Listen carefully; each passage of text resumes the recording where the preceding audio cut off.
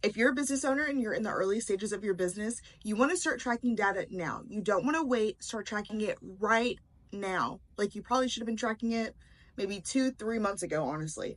But anyways, my name is Dayana. I'm an operations and growth strategist, and I help small businesses and entrepreneurs to build high performing teams as well as to automate their systems and processes. So let's get into it. So today we're going to be talking about why most small business owners and entrepreneurs in the early stages of their businesses decide that they are not going to track data early on. A lot of times it's not because they don't want to track the data. A lot of times it's actually because they don't know what they're going to do with that data and they're afraid of what it's going to reveal. So for number one, I would say that they oftentimes think that you don't have enough data. You have enough data to start. I guarantee you that you will realize certain things along the way as you continue to track. But I have done things before for companies where we weren't tracking things in the very beginning, and then we had to go back.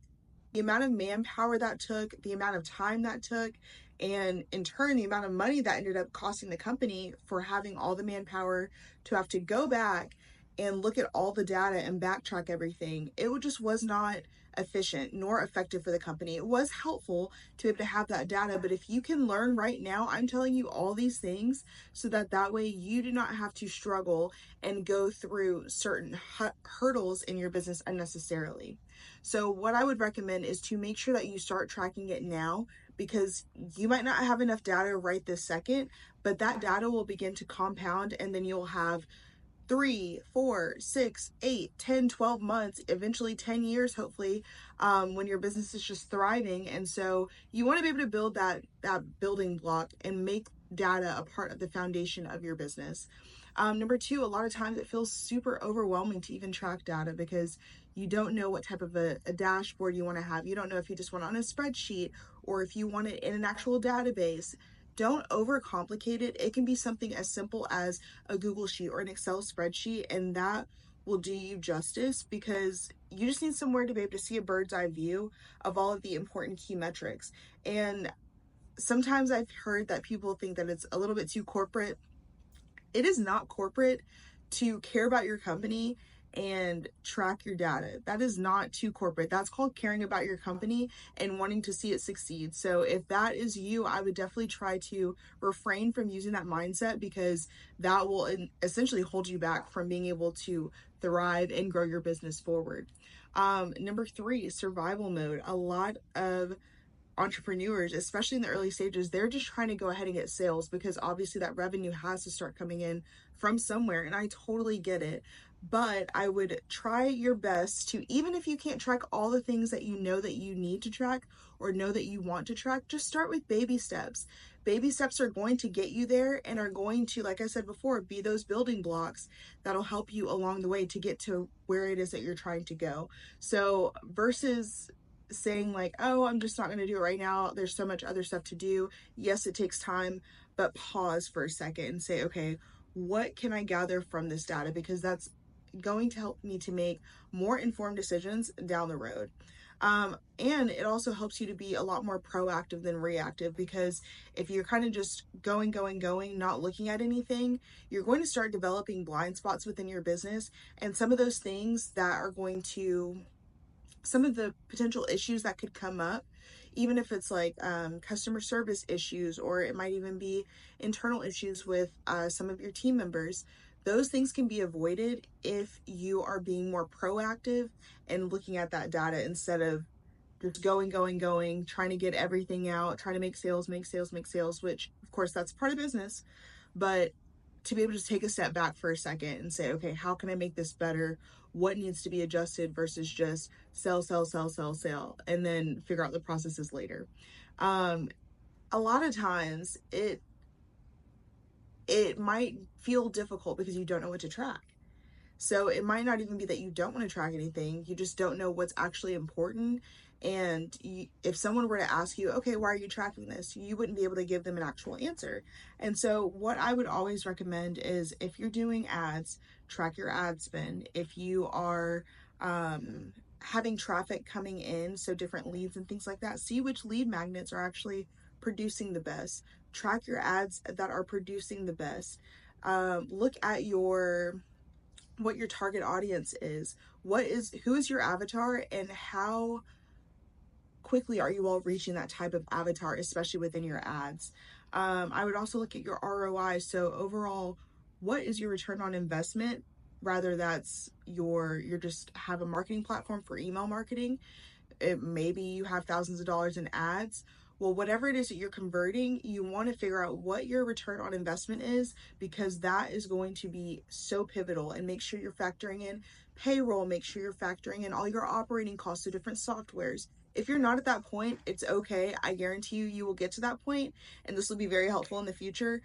But just make sure that you are tracking, at least at minimum, your ads, your payroll, and your operating costs. So any softwares that you all are using, if you have to use Wi-Fi, those types of things should all be calculated, so that way you can ultimately go back and see, okay, is this business model making sense? Am I making money? Am I in the positives instead of in the red all the time? And then a lot of times, unfortunately, especially for visionaries, it can be hard to see what it actually reveals, because obviously, like I've said before in some of my other videos, that entrepreneurs are very, very invested in their business. That's what makes us who we are. We are passionate about what we do. Well, that also sometimes leads us to act off of emotion instead of acting off of the numbers. And so we come up with all these awesome and crazy ideas in our head, like, hey, okay, let's execute on this. And then we take a step back, and we don't want to see what the numbers are showing us, because the numbers may show us something that we don't want to see. We might want to target the specific audience, and then the numbers are showing us that we need to go in a completely different direction. But that's not what we want to do. We're doing what we want to do, what we want to do. And so, say if I want to target my audience is males, ages, I don't know, 45 to 65, going into retirement. And my data is showing me that my target audience is actually women who are ages 25 to 35, but I still want to continue to target men. I might choose to not look at that data. I might say, okay, we'll just push the data underneath the rug. I don't need to see it. I don't want to see it. But that is not what's going to help your business. You have to follow the numbers. And that leads me into why you should be using this data. Data will provide you with so much clarity, not only for you, but for your future team. So even if you are a team of one, you want that clarity, so that way you can try to start separating your emotions from the business. And I get, you're probably saying, well, my emotions make me who I am, and yada, yada, yada.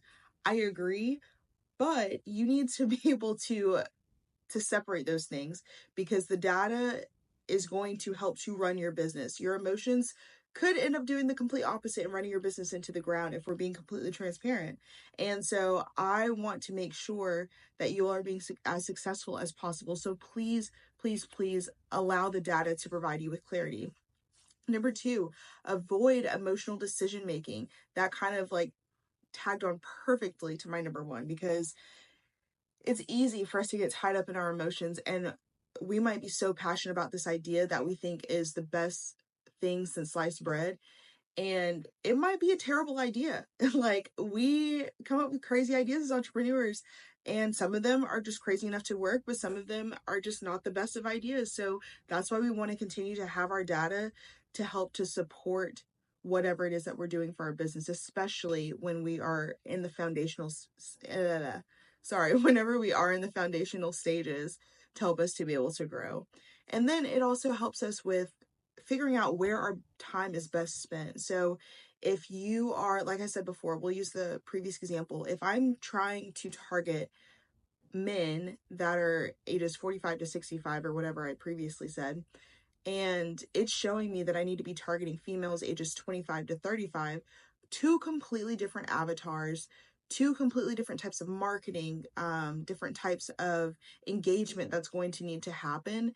And so if I look at my data and it shows me, okay, you need to be focusing more on creating this type of content versus this type, or you need to be able to talk more about this specific topic than this. Those are things that you want to be able to utilize, and not be blindsided and just kind of turn a blind eye to it because you really don't want to see it. Like, I would encourage you to have an open mindset whenever you do have data, and allow the numbers to talk. Numbers speak so loud, like allow the numbers to speak for themselves. People can argue with emotions, but you can't argue with data, let's be honest. So that's the reason I absolutely love data.